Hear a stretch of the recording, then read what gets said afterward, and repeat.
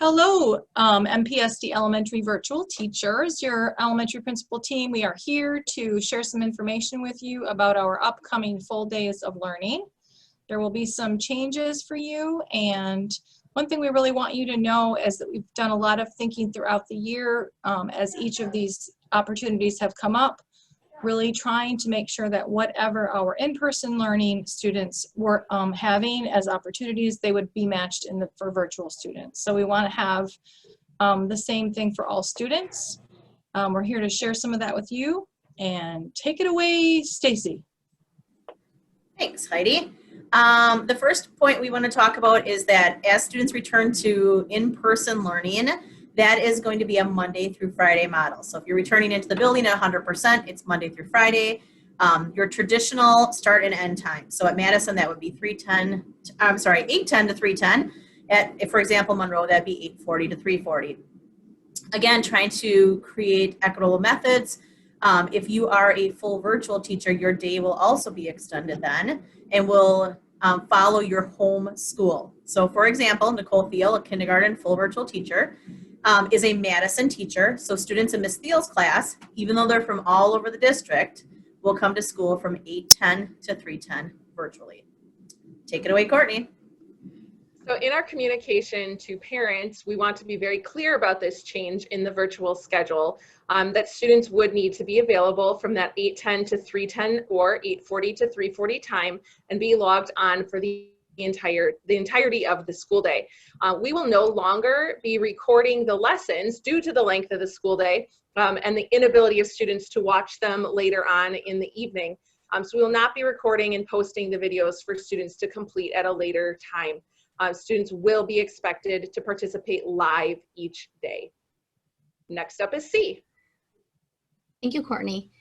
And to ensure equitable access and opportunities between our two learning models, subject minutes will be the same for both virtual and in-person learning. Your daily schedule will change to match the school's master schedule for your grade level. So stay tuned to that from your building principal, and they will provide you with more specifics on that. Virtual students will continue to have live specials, a time for school counseling, and library. Up next is Dwayne. You're muted.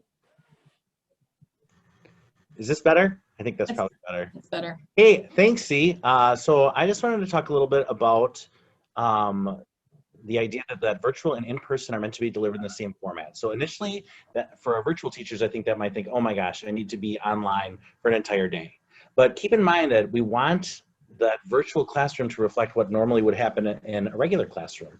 So that means, like, if you are doing a mini lesson for 15 minutes, after the mini lesson, you might do a small group instruction with a small group of students while other students read independently.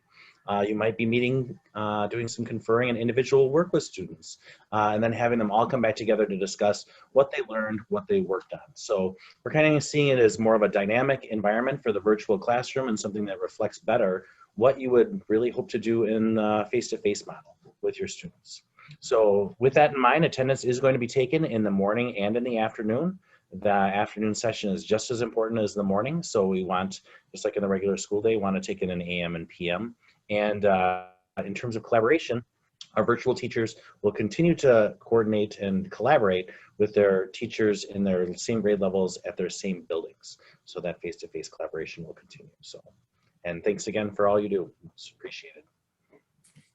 So here's what happens next. The district and the elementary principals will be sending out communication to families. That communication will detail an in-person model and a virtual model.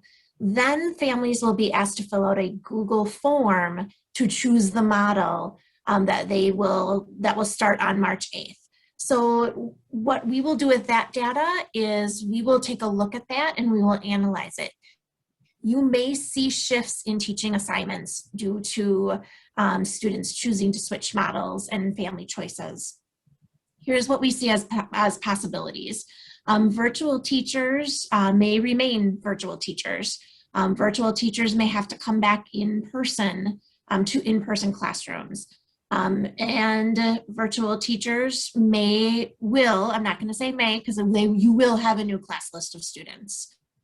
let's face it, there will be students who will come back to blended, maybe vice versa. So what will we look at when we're looking at that data? We're going to take a look at the needs at each grade level. We're going to take a look at the number of students in a grade level that are shifting models. One thing that we can assure you of is that no teacher will move to a different building to be assigned as an in-person teacher. Heidi? One thing just so that you can know is we are still, I think we'll find out today what the communication plan is as far as parents getting the survey and what the timeline is for the survey being due.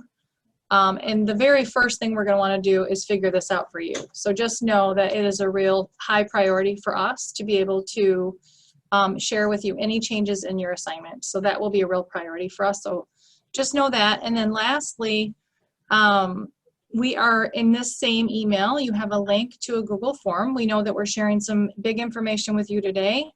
If you have any questions, please use the Google form to submit those questions to us. We are going to look at those together and reply to all so that we have a consistent message from all schools.